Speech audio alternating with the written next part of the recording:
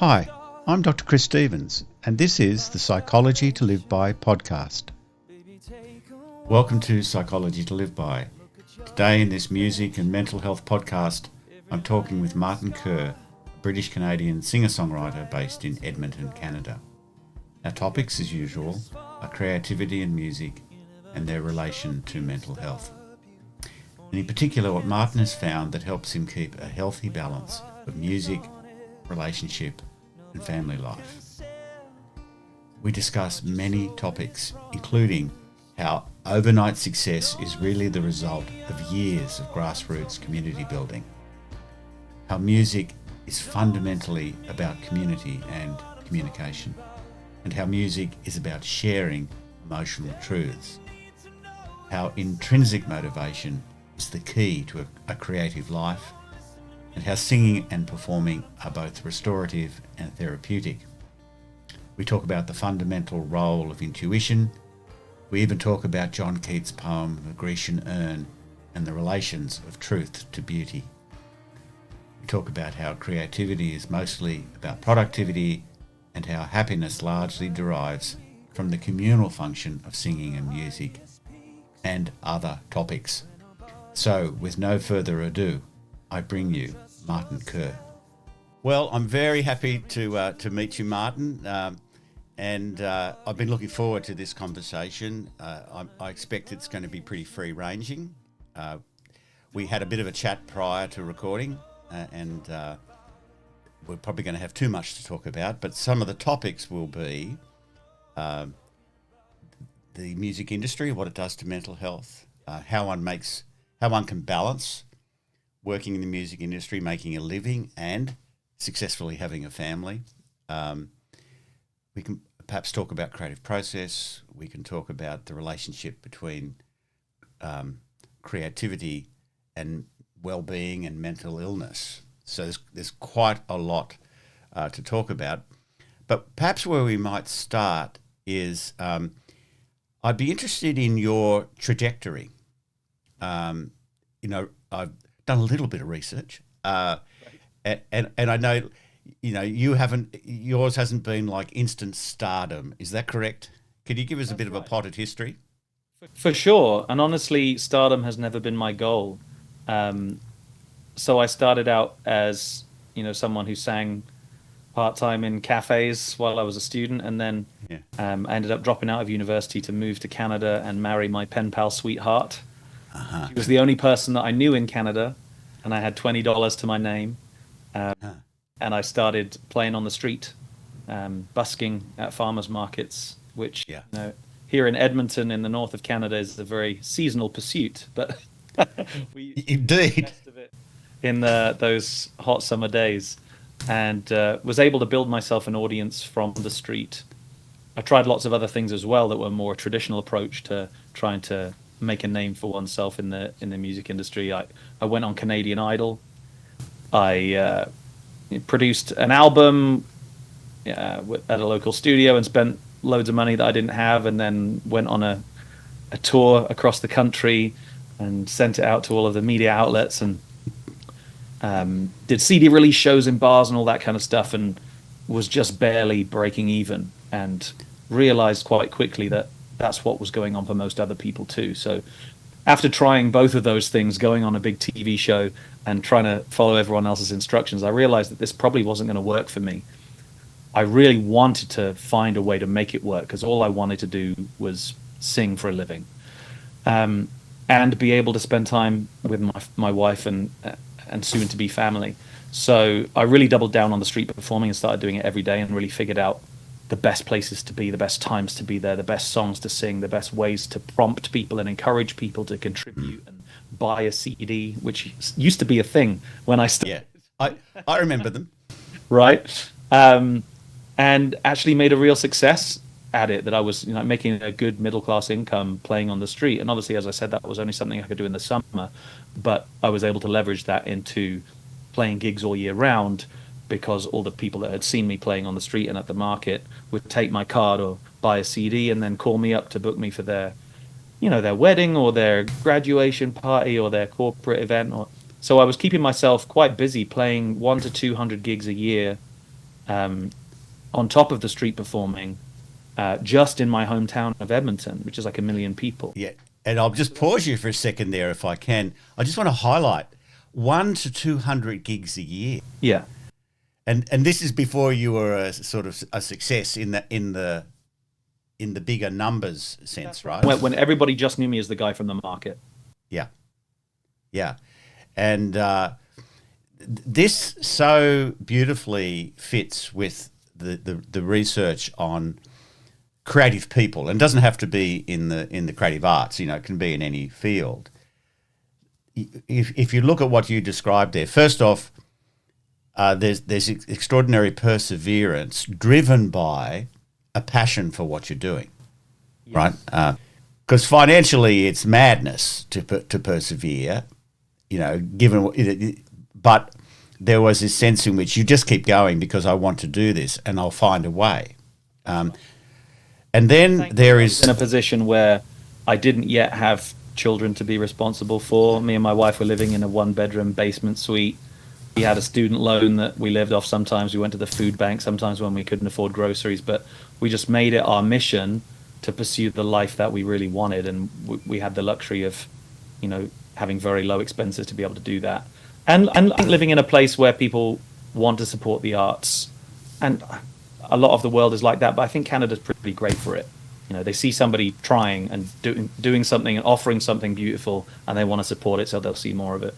Indeed. And I think part of that is you're very close to people when you're busking or you're playing in farmers markets, and you're honing a craft there of connection with people, and it's an emotional business. Right, absolutely. And that's really what I learned from the contrast of experiences from being on national television, singing for 1 to 2 million people on Canadian Idol. But I was singing like 1 minute of a cover, and then people who knew what they were talking about would judge me for 5 minutes, and then people would vote on it. And like that experience was so disconnecting from my purpose as an artist and from the people that I was trying to connect with through the television screen.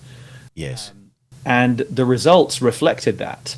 Even though, I was on this, apparently the most watched show in Canada for several weeks, singing for over 1 million people, I had more success emotionally, creatively, and financially singing for a couple hundred people at the local farmers market, because they could feel it and I could feel it, and there was a dynamic there, offering something in person in real life, and they were able to give something back in that moment and take me home with them and, shake my hand and take a selfie and invite me to come sing in their backyard. And we started to build a community around the art instead of it being a transactional thing, and then we're on to the next distraction on whatever screen you happen to be on. Oh, there's so many stepping off points here, Martin. First off, in the history of music, what you're describing there is the paradigm that, because what we see as music in the modern sort of industrial machine of music is very unusual. It's the exception. And if you think about music, it's a mode of communication, and it's communicating things that, even though you're writing words, of course, but you're communicating things that can't be communicated via words, but words and the music are pointing to experiences. So what we're trying to do is share an experience. And, I think creativity in all the fields is this sort of aspiration to types of truths, right? Whether it's scientific truths or engineering truths or parenting truths, or indeed emotional truths. I just want to take you back. There's something I was thinking about, the idea of overnight success versus what actually happens. And oftentimes the story is told of the Beatles and their experience in Germany for about a decade before they were an overnight success. And it seems to me that you learnt your craft and your trade in all those hard times. Is that the way that you see it? Absolutely. And, there was moments where it felt like hard times, but for the most part, I really loved what I was doing. There you go. I got so much positive reinforcement from people. When you're in the moment singing a song that you love, and the sound is reverberating off the buildings, and people who are walking by are stopped in their tracks and stay song after song, and or even if they just stop for a minute and they give you something, or they say thank you, or they smile, or they dance, or there's so much positive feedback and reinforcement that lets me know that I'm doing something worthwhile, that I'm having an impact on the world around me. What everybody wants for their life, I think. That's fantastic. And, we were, one of our topics potentially is the relationship between music and well-being. And clearly what you're describing there for both parties, for you and the audience, is obviously music is an excellent thing for our well-being. But you get this sort of, I don't know whether it's a paradox or an irony or a contradiction, but the music industry is very well documented in terms of its very poor effects on people's mental health. And by the way, the data is it's not just the artists, right? It's everyone in the music industry. It's the roadies, it's the event organisers, etc. And so you get this strange thing that music is inherently positive for mental health and well-being, but you have this industry that's destructive, yeah, entirely, and what I was hearing in what you're saying is, although, and of course, one of the, what do we call psychosocial factors that makes people unwell in the industry is this sort of chronic financial insecurity and uncertainty, right? Yeah. And so you were inside that sort of uncertainty, but it was buffered by your passion and enjoyment of the actual connection with people. You could have continued down the idle route and the more disconnected music production, almost as a product that you then don't get to feel it being experienced by people. Or you could go this up your path, which was a more intuitive, this is the way I'm going to connect with people. And that's buffering you against some of the negative factors. Well, that's at least the way it looks to me. Definitely. Whenever I start to get down on myself or life or my path and purpose, if I go out and perform for people, it always brings me back to center and reminds me who I am and why I'm doing this. So there's, sometimes there's a few weeks go by where I don't get to perform, and, I start to have, some symptoms of mild depression or anxiety, and singing like viscerally, physically is a very therapeutic thing, as well as acoustic instrument that's against your body and you're feeling the vibrations and it's traveling through your body in a very physical sense, but also that emotional feedback that you're getting from the audience. You're putting something out there and energy is coming back. It's amazing therapy and the best thing I've ever experienced for my own mental health. And I think, I've been fortunate enough to get this far without having any real mental health crises or diagnoses in my life.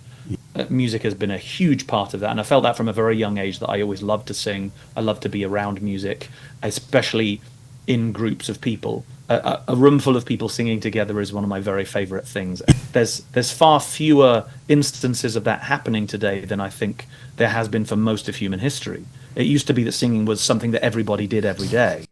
Oh, I know. And even me growing up, I mean, it was a bit torturous at times, learning piano, and you'd get together with the aunties and uncles, and you'd have to play the piano. And my father would play; he played by ear, and everyone would sing all these songs. And I thought they were what we would say in Australia, they were daggy songs, not cool, but it was still a very positive experience. And I was thinking while you were talking, when my wife turned 70.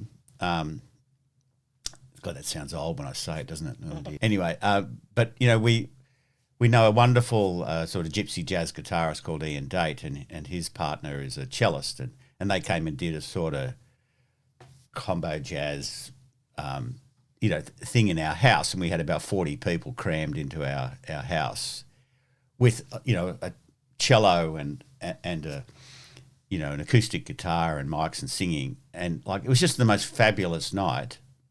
I mean, they're world-class musicians, but also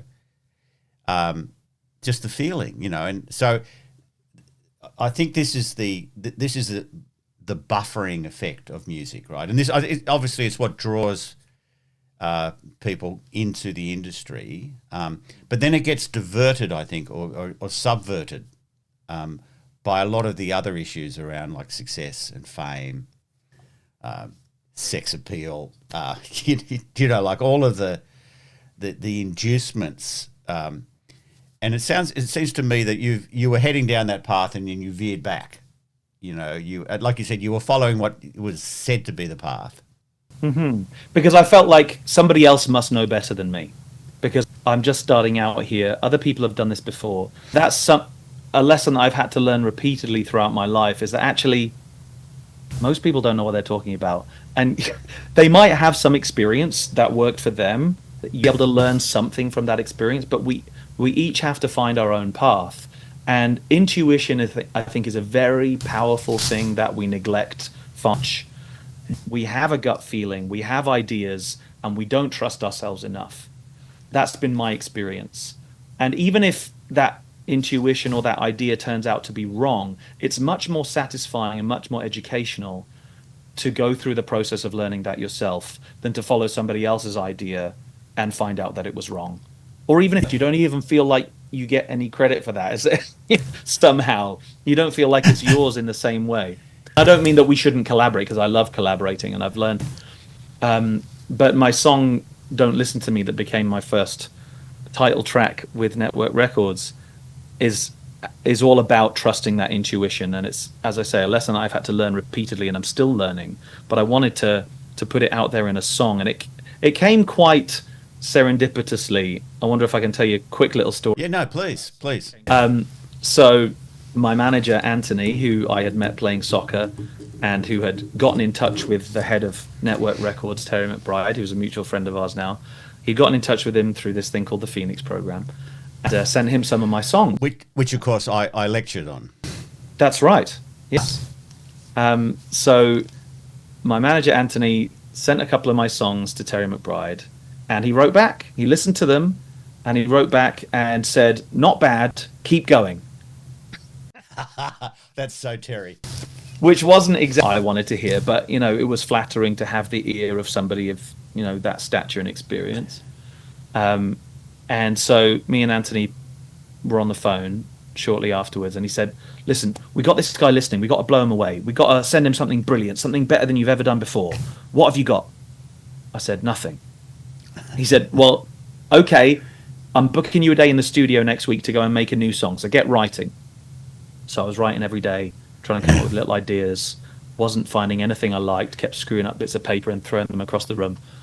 The day of the studio rolls around, and I've got to drop my two boys at school at 8:30 and then be at the studio for 9 o'clock in downtown Edmonton. So I'm stuck at this red light, 5 minutes to 9, 5 minutes from the studio, having a panic attack because I'm about to spend $1,000 that I don't have recording a song that I haven't written yet. Yeah. I don't see why you were nervous at all. So I had this overwhelming feeling of inadequacy. Yeah. I literally thought to myself, I haven't got anything to say. And even if I did, why should anybody listen to me? And then I thought, maybe I should just write about that. I literally started singing to myself in the car, "Don't listen to me, I don't know what I'm talking about." And I recorded it on my phone because that's what I do when I have an idea. I drove to the studio, and the producer opens the door and says, "Come in, Martin, have a seat. What have you got?" I said, "Well, nothing really, but I just wrote this." And I sang him "Don't Listen to Me." And he said, "That's really good. Let's work on that." He starts playing the guitar. I start writing lyrics. And 2 hours later, we had a finished song. Wow. Sent it to Terry McBride, and he loved it. And he offered me a deal the following week. And it felt like a song that really dropped out of the sky. The creative process is quite mysterious. Sometimes you struggle and put things together and it takes weeks or months. But this one really kind of landed in a very kind of mystical way. And it felt really meaningful to me. I think a good friend of mine was making her transition. She was passing away and leaving behind 3 kids, the same as my kids. And she was on my mind all the time as I was writing these songs and laying down demos and stuff. And I would just think to myself, what would I say to my loved ones if I just had one more chance to talk to them? And really, that's what I said in this song. Don't listen to me. I don't know what I'm talking about. Everything to know is inside your heart. verses of that song are actually full of good advice, but then the chorus says, really, you've got to trust yourself. And that's also a message I want to send out to artists and creatives around the world, because the world needs what you have in your heart and mind. It doesn't need you to copy or reinvent or follow the well-worn path that somebody else has already had success with, because music isn't really a business. It's something much more profound than that. And you said you studied English literature, I think. Yes. One of my very favourite poems is Ode on a Grecian Urn by John. Yes. The end of that sums up what I believe about art, which is beauty is truth, truth beauty. That if we can create something beautiful, we find it beautiful because there's some truth there. And if we recognize something as true, we find it beautiful. And I think that's really the mission of the artist, is to communicate beauty and truth. And it doesn't have to be much. It just has to be a glimmer, and offer it honestly and wholeheartedly. And I found that when I've been able to do that person to person in an honest way, good things have happened for me. Yeah, so again, this could be a 5-hour conversation, but let's just go to the Grecian urn first. I think that, I have a view, right, that creativity is about connecting with truth. So when we have an insight into something, the aha experience, whether that's how to design a bridge, how to balance a house budget, or the lyrics for a song, it's connecting us to something that we experience as true. And there's all kinds of truths, of course. We won't get into the philosophy of that, but what you're talking about there, I think, is so valuable. It's always been valuable, but I think it's especially so in our contemporary life. In the sort of post-fact era. The undercutting of expertise. The idea that we can't trust anything or anyone. When people can connect together with a shared truth, I think this is inestimable value. I mean, it's because it gives you an emotional counterpart or counterpoint to this feeling of disconnection and helplessness and aloneness and separateness. So that's fantastic. And then the other thing I wanted to pick up, and you used the word intuition a fair bit there, and this is something I've thought about a lot. And I think it's a critical part. It's a very real thing, but it's a critical part of the creative process. And the third thing, and I'll see if I can join the dots, is about... Now, you used the word mystical, but I don't think you really meant it. But there was this sense in which it dropped out of the sky, as it were, I think was the phrase you used. And this is a really common way of expressing when creativity is really, hot, when people are in flow. Yeah, exactly.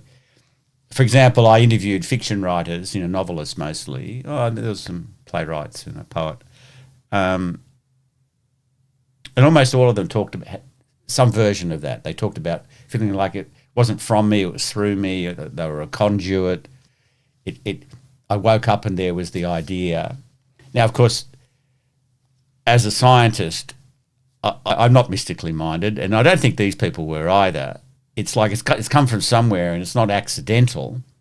But that's a different thing to saying that one can demand its appearance or can calculate it or put it on a schedule.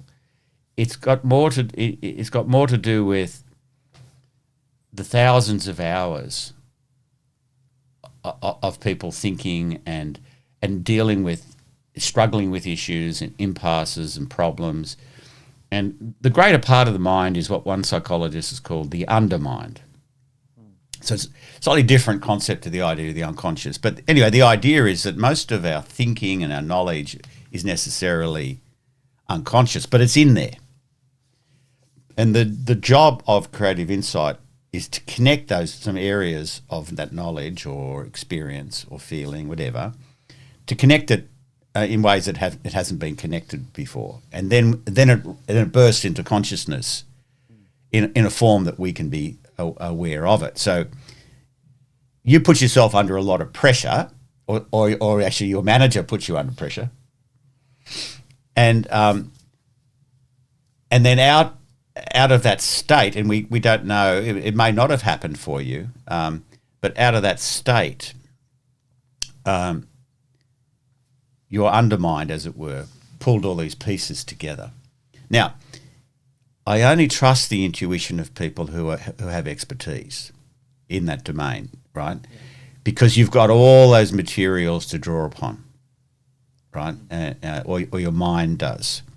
So intuition is a very important thing, and learning, as you said, to trust it is a really, not just for creativity, by the way, I think in life in general, because there's a depth of knowing that emotions impart that in a literal sense words can't capture, right? And there are insights that we can only feel, and then we struggle maybe for the rest of our life to give them expression, right? So that's a wonderful thing. Now, another thing that came out of what you said is this idea of expertise. And one of the most robust findings in all the literature on creativity and innovation is that the most creative people also happen to produce the most.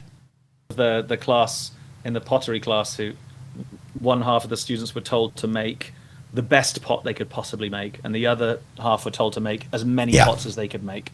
And the half who made as many as they could made much better pots than the half who just made one.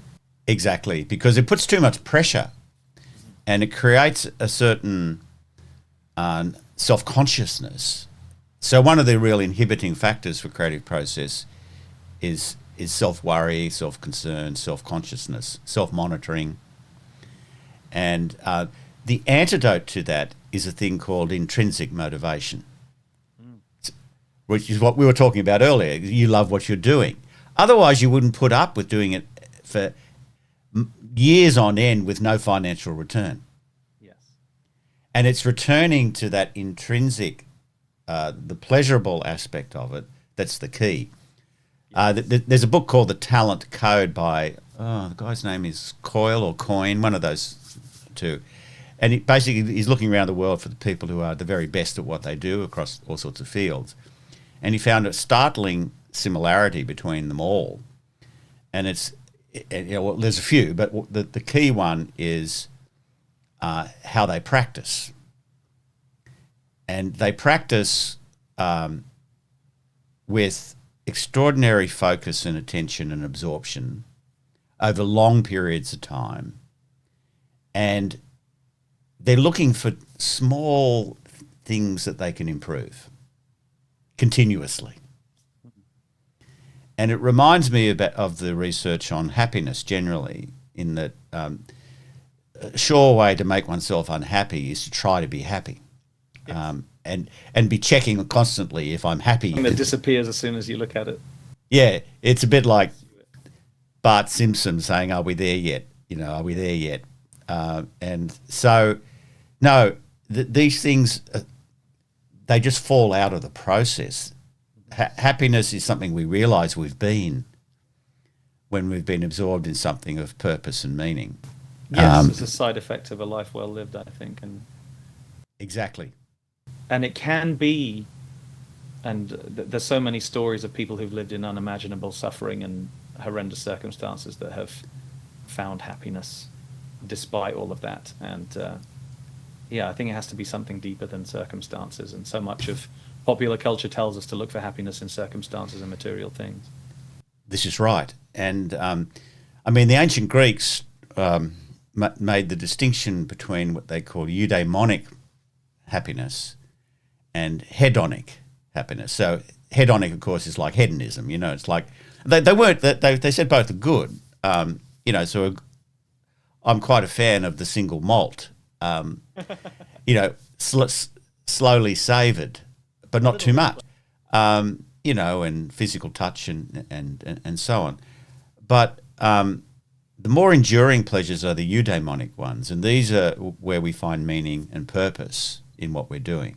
And for humans, just coming back to some of your earlier comments, for humans, the principal source of that kind of lasting happiness is connection with other humans. Yeah. And there's no doubt that's the open secret, really, for human happiness, is the quality of their relationships and their connection. And that's one of the big challenges, I think, of being a musician in this day and age, is that so much of it is solitary work. Especially for a solo artist, obviously. Thankfully, I've never learned to be a decent self-producer, so I have to collaborate if I'm going to make music. Which I really enjoy, working with different writers and producers. I used to only write by myself, but I've started co-writing a lot more now and really enjoy it, that process. And by taking the pressure off, doing it more often, not going into every session thinking this has to be the one. Just let's see what happens today. Let's on an adventure and see what we come up with. And it's easier to do that when you have a bit of financial security. And this is an on-view for artists. Like, having a record label paying for the session means that it doesn't have to be the one today, you know? Rather than me borrowing $1,000 on my credit card to pay for the session, it's an insane amount of pressure. And I had that kind of pressure when I made my first album. I was literally putting studio sessions on my credit card, not knowing how I was going to pay it back. Never do that to myself again. So there's advice number one for aspiring artists: don't put yourself in hock. Yeah, absolutely. And thankfully it's become cheaper, I think, to make music than ever before, standard. But I'm wondering where I was going with that particular train of thought. What were we on? Well, we were talking about human connection. Absolutely. And the solitary nature of a lot of this pursuit. I've chosen to be a solo artist because that gives me a lot more control over my career. I decided very early on, I think while I was still a teenager, that I didn't want to be in a band, because I saw bands are like bad marriages, like tumultuous, and they can be amazing, but they're not built to last. I have worked with a couple of bands behind the scenes, yes.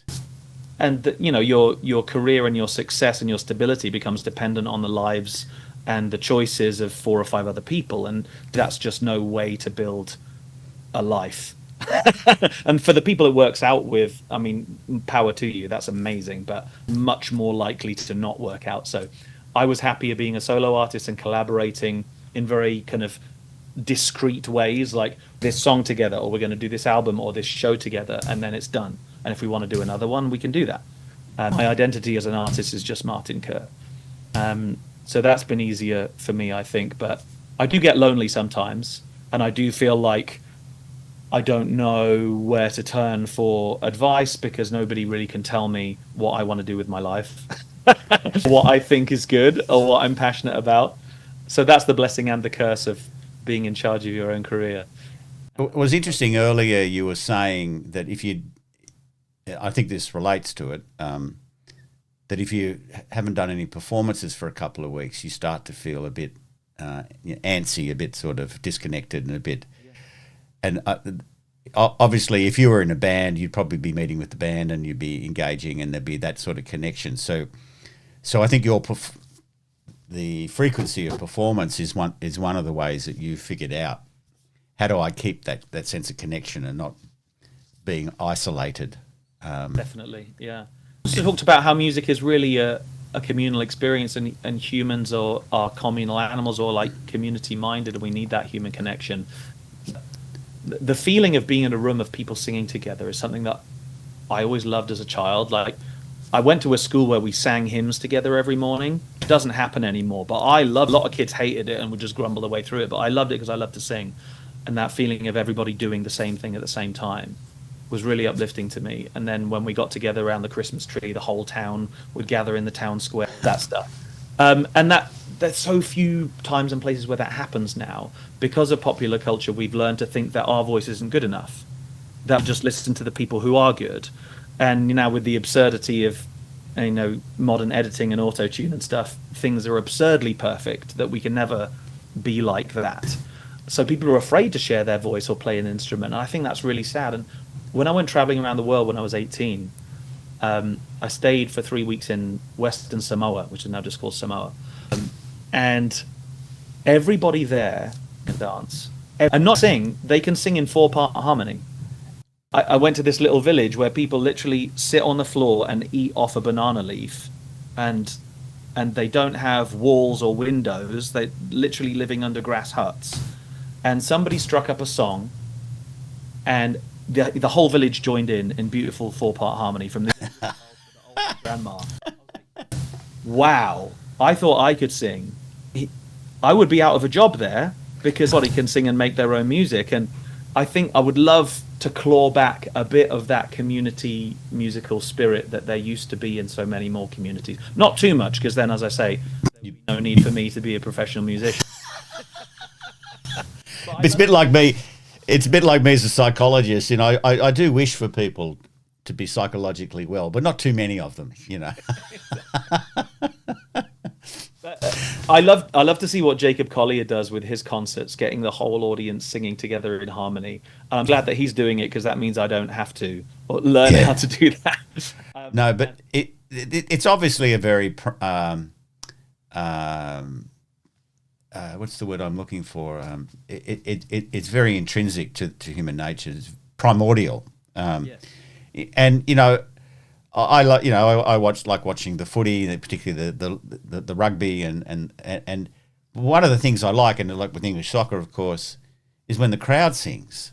Yeah. And if you're in the crowd when that's happening, it's quite an experience. And it reaches deep into that, you know, as the Samoan example it does, into a natural connection between people when they sing together. Well, look, we've had a pretty wide-ranging conversation. It's by no means finished or definitive, but I really commend you, Martin, in the way that you have brought your journey together.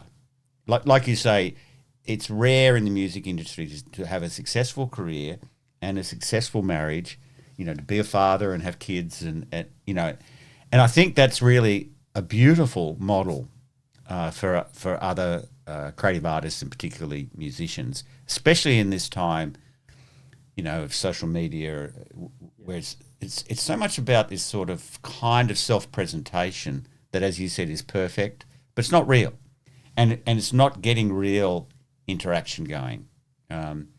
So you know, well done is the first thing to say.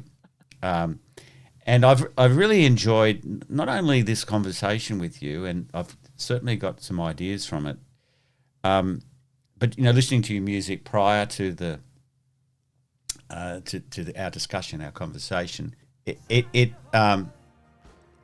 it's a real honour, you know, like because it gives me a sense of, you know, the more intimate reality that sits behind those songs.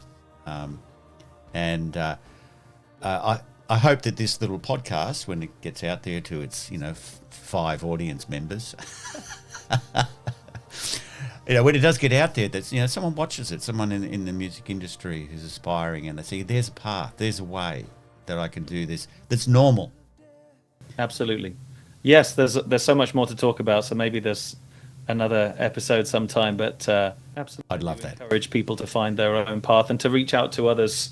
One of the things that consistently surprises me in the music business is how much people want to help each other. Indeed. If you reach out and ask. It seems like a very competitive world, but music's really not a competition. It's a community. And yes, I'm always pleasantly surprised when I reach out to someone for advice, how willing they are to give it. Indeed. That's a whole other topic, pro-sociality, but we'll reserve that for our next conversation. So thank you again, and I do look forward to that next conversation. Thank you so much, Dr. Chris. Great. No worries. Bye-bye. You've been listening to the Psychology to Live By podcast. If you'd like to know more, my website is www.drchris.life. And if you like the podcast, share it with people you like, so they can like it too. And the very uplifting music you've been listening to during this podcast is Don't Listen to Me by Martin Kerr. I'll be walking right beside you as you figure it out.